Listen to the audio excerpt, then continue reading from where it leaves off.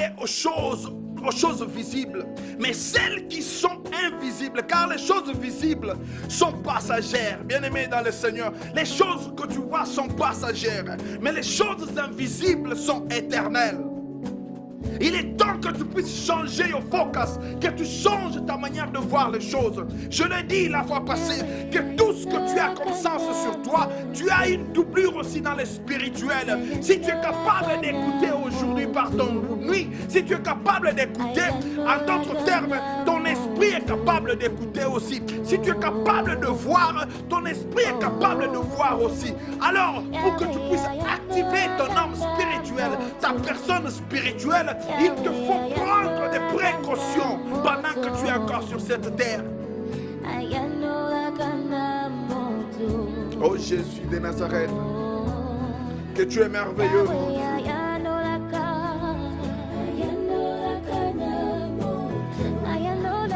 Bien-aimé, ce soir, tu vas prier. Tu vas dire, Seigneur, je suis en train de me consacrer. Je suis en train de m'imbiber dans ton huile. Je suis en train de me consacrer au devant de toi pour que peu importe ce que le monde dira de moi, peu importe les injures qui viendront de gauche à droite, peu importe les calomnies qui viendront de gauche à droite, je ne vais pas répondre à cela parce que je suis maintenant un homme spirituel, parce que je suis une femme spirituelle. La place des calomnies n'est pas dans ma vie. La place du vol n'est pas dans mon corps. La place de la fornication n'est pas dans ma vie. L'impudicité n'est pas dans mon corps. Ce corps est le temple du Saint-Esprit. Seigneur, tu vas m'utiliser comme tu utilises les autres. Tu vas m'élever comme tu élèves les autres. Voilà notre prière de ce soir. Parce que tu es consacré dans les mains de Dieu. Étant consacré dans les mains de Dieu, tu deviens automatiquement un homme spirituel, une femme spirituelle. Arrête d'être un homme charnel, car un homme charnel peut prier, un homme charnel peut jeûner, un homme charnel peut aller à l'église, un homme charnel peut tout faire, un homme charnel peut voler, un homme charnel fait tout ce que le monde fait. Mais cette année, l'Éternel t'a sélectionné et il t'a mis à part pour son service, afin que tu sois appelé un roi de l'Éternel, un sélectionné de l'Éternel, un enfant et fils de Dieu. Que les choses visibles que tu vois ne puissent pas te mentir. Parce que celui qui est en toi est plus grand que celui qui est dans ce monde. Bien-aimé, pendant que je suis en train de parler, tu es en train de parler aussi dans ta bouche. Tu es en train de dire, Seigneur, fais de moi un homme spirituel. Fais de moi une femme spirituelle. Je ne veux plus agir comme un homme charnel. Je ne veux plus agir comme l'homme de ce monde. Je ne veux plus agir comme une femme de ce monde. Je veux agir en personne spirituelle. Pour que quand je suis dans ma spiritualité, Seigneur, que mon esprit puisse arriver avec ton esprit. Pour que les choses se passent sur cette terre. Car quand les deux esprits se croisent, un miracle devient automatique. Quand ton esprit, quand ton humanité se croise avec la divinité, un miracle se fait automatiquement. Tu vas demander à ce que tu sois un homme spirituel. En réalité, en toi, c'est l'esprit. Voilà pourquoi quand tu es endormi, tes yeux sont fermés, mais tu continues à te voir quelque part. Tu continues à voir dans les rêves. Tu es en train de faire des choses. Pourquoi? Parce que ton esprit ne peut jamais dormir. Ton esprit est là. Il suffit que tu te connectes à cet esprit-là pour que tu fasses des choses sur cette terre. Merci beaucoup, homme de Dieu, pour la lecture de la parole. La Bible est en train de dire en 1 Pierre 3, de 3 à 4, la Bible dit, et ça c'est Paul qui parle, ayez non cette parure extérieure qui consiste dans les cheveux tressés, les ornements d'or, ou les habits qu'on revêt, mais la parure intérieure. Bien-aimé dans le Seigneur, le plus important, ce n'est pas ce que le monde est en train de voir. Peut-être que le monde te voit quelqu'un qui n'a pas de travail. Peut-être que le monde voit que tu n'es pas marié. Peut-être que le monde voit que tu n'as absolument rien, que tu n'as pas d'enfant, que tu n'as absolument rien. Mais je suis en train de te connecter à cet esprit de ton intérieur. L'esprit qui s'est connecté à l'esprit de Dieu. Et c'est au travers de cet esprit-là que ce qui est invisible te sera maintenant visible. Ce que les autres ne voient pas, toi tu seras capable de le voir. Que l'extérieur ne te trompe pas. Aujourd'hui, on te voit ce que tu es là. Mais demain, ils ne savent pas ce que Dieu va faire de toi. Parce que ce qui est en toi, c'est l'Éternel qui a placé. Maintenant, pour que tu puisses exercer ta personne réelle, que Dieu a créé, il te faut te connecter avec ton esprit. Il faut que tu sois connecté avec ta personne spirituelle pour que tu sois en mesure de dominer cette terre. Et ça, c'est notre mission de cette année, bien-aimé. La Bible est en train de dire, celui qui est en toi est plus grand que celui qui est dans ce monde. Bien-aimé dans le Seigneur, ceci me rappelle l'histoire de Samson.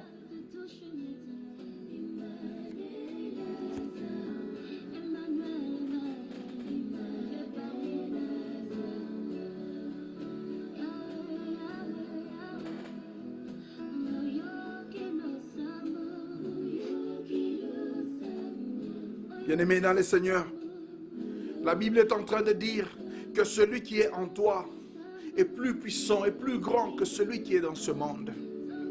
Je voudrais que tu comprennes ce soir, avant que nous ne puissions prier, je voudrais que tu comprennes que tu as un Dieu grand, un Dieu puissant qui est capable de changer n'importe quelle situation. Il suffit de reconnaître d'abord qui tu es en Dieu. Quel genre de personne tu es en Dieu? Quelles sont les potentialités que Dieu a placées en toi? Tu es un serviteur de Dieu, accepte-le. Tu es une servante de Dieu, accepte-le. Tu n'as pas besoin d'attendre que quelqu'un puisse prendre l'avion pour venir te dire qu'à partir d'aujourd'hui, tu es serviteur de Dieu. Non. Tu n'as pas besoin d'attendre que quelqu'un puisse venir de trop loin pour te dire que tu es une servante de Dieu.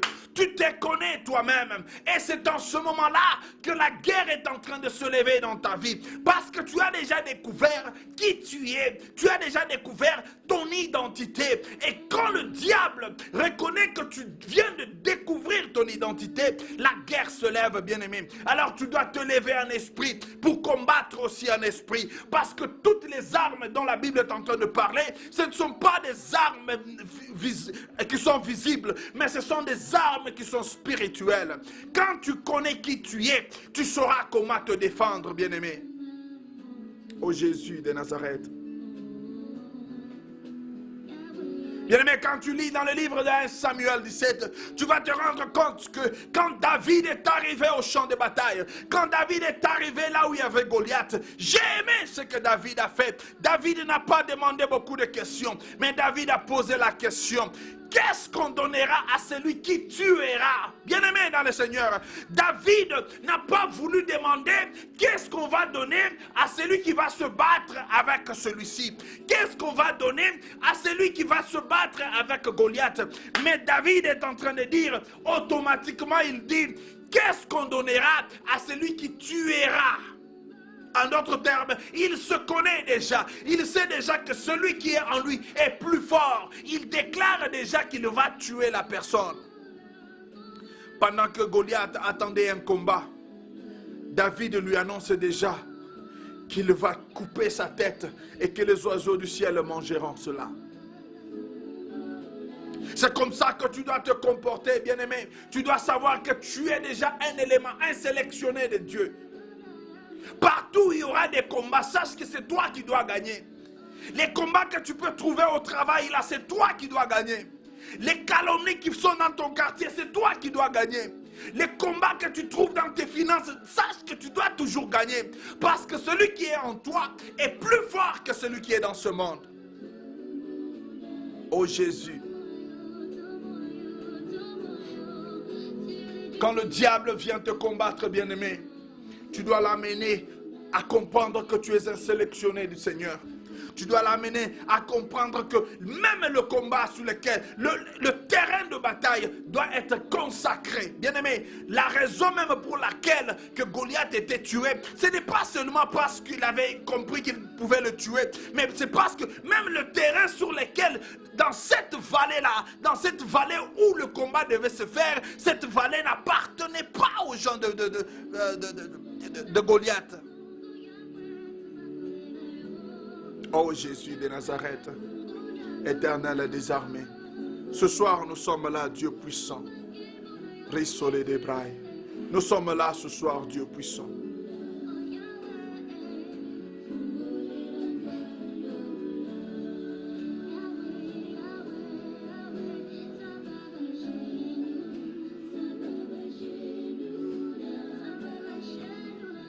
Tu es un homme spirituel, tu es une femme spirituelle. Je voudrais que tu commences à élever ta voix là où tu es. Élève ta voix là où tu es. Commence déjà à appeler le Seigneur. Dis-lui, Seigneur, moi je me suis déjà abandonné à toi. Moi je me suis déjà abandonné au devant de toi. Cette année ici, Seigneur, donne-moi une nouvelle forme. Cette année, Seigneur Jésus, donne-moi une nouvelle qualité. Laisse que le monde comprenne que tu as placé en moi une sémence. Laisse que le monde comprenne que je ne suis pas comme les autres. Laisse que le monde comprenne que mon cas est différent. Laisse que le monde comprenne qu'il y a une différence entre ceux qui t'adorent et ceux qui ne t'adorent pas. Seigneur, nous avons besoin de capacités spirituelles pour vaincre. Nous avons besoin de la force spirituelle pour vaincre. Nous avons besoin de la force spirituelle pour vaincre. Afin que nous puissions nous maintenir. Afin que nous puissions dominer sur toutes les situations sur cette terre. Élève ta voix là où tu es, bien-aimé. Élève ta voix là où tu es. Commence à demander maintenant, Seigneur, je suis au devant de ton trône pour m'abandonner. Je ne me lèverai que quand tu vas me donner une mission sur cette terre. Je me lèverai quand tu vas me remplir de ton esprit. Je ne veux pas prendre des décisions selon ma capacité. Je ne veux pas me décider selon ma personne. Je ne veux pas faire des choses selon ma chair. Je ne veux pas faire des choses selon mes capacités.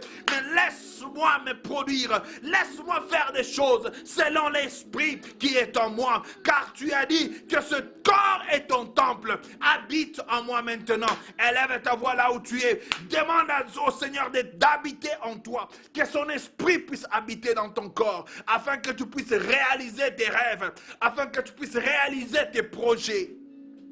Jéhovah Shabbat. Merci mon Père, mon roi.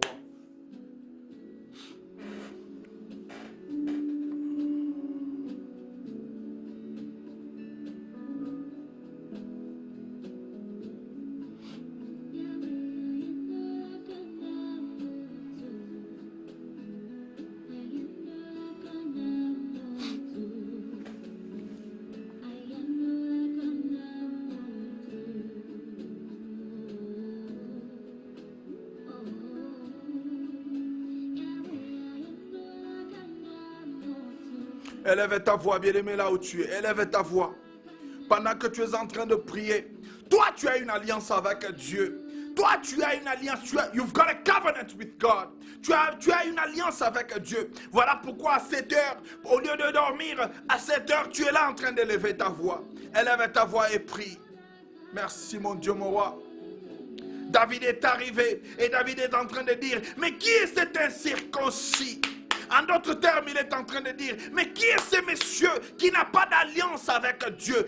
Goliath n'avait pas d'alliance avec Dieu. Goliath n'avait pas d'alliance avec le Dieu d'Israël. Voilà pourquoi quand David est arrivé, David a réalisé que ce monsieur n'a pas d'alliance avec Dieu. David n'avait pas besoin de s'armer des choses physiques. David n'avait pas besoin de s'armer des armures visibles. Il n'avait pas besoin de prendre toutes ces armes-là. Mais il savait directement qu'avec l'alliance que j'ai avec mon Dieu, la taille ne comptait plus.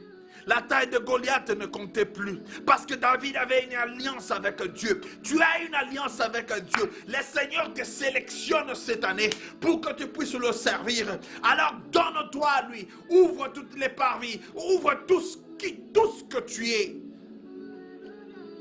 Pour que le Seigneur t'utilise.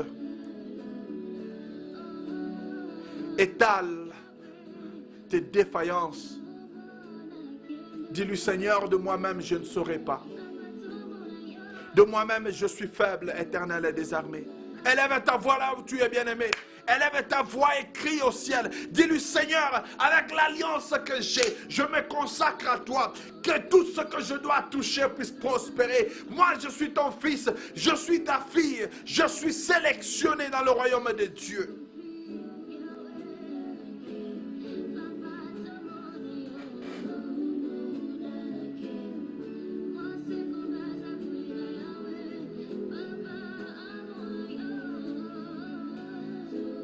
Les démons, les sorciers de ton quartier doivent connaître que tu es là. Les esprits de ton pays doivent connaître que tu es là.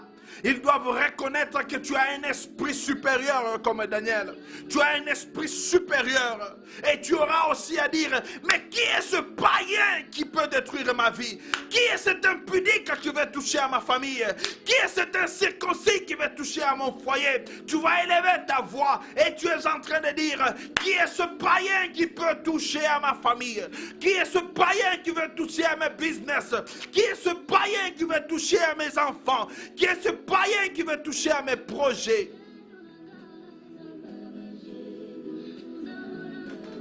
Il a dit dans sa parole, vous me chercherez et vous me trouverez quand vous me cherchez avec tout votre cœur. Le temps est là maintenant que nous sommes en train d'élever nos voix au devant de notre Dieu pour qu'il vienne au secours. Nous qu'il a choisi. Il nous a choisi en ce temps de la fin pour que nous puissions amener sa parole jusqu'aux extrémités de la terre. Oh, que son esprit puisse prévaloir dans nos vies. Bien-aimés, nous sommes en train de vivre dans un monde spirituel. Nous sommes en train de vivre dans le monde qui est un monde des esprits. Alors ne sois pas distrait. Pendant que toi tu dors, il y a des esprits sur les avenues. Pendant que toi tu ne fais rien, il y a des esprits qui prennent des décisions. Voilà pourquoi le Seigneur veut que nous puissions nous consacrer, afin que l'esprit supérieur en nous puisse prévaloir au-dessus de tous ces esprits-là. Oh, merci mon Père et mon Roi. Merci Jéhovah Shabbat. Merci Jéhovah Nissi. Élève ta voix là où tu es, bien-aimé. Élève ta voix. Dis. Oui, c'est le monde des esprits, bien-aimé. Nous sommes dans le monde des esprits. Et étant dans le monde des esprits, Paul est en train de nous dire que nous devons faire un bon combat. Nous devons combattre le bon combat. Parce que aussi longtemps que nous sommes sur la terre ici, le diable ne te laissera pas à l'aise. Le diable ne te laissera pas à l'aise jusqu'à ce que le Seigneur va revenir. Alors pour que tu sois en mesure de combattre le bon combat, il faut d'abord te découvrir tes capacités dans le monde spirituel. Qu'est-ce que tu es capable de faire dans le monde spirituel? Bien-aimé, entrer dans le monde spirituel, c'est s'abandonner seulement devant de Dieu et lui dire, demandez quelque chose. Il a dit, tout ce que vous demanderez à mon nom, croyez que vous l'avez déjà reçu et vous le verrez s'accomplir.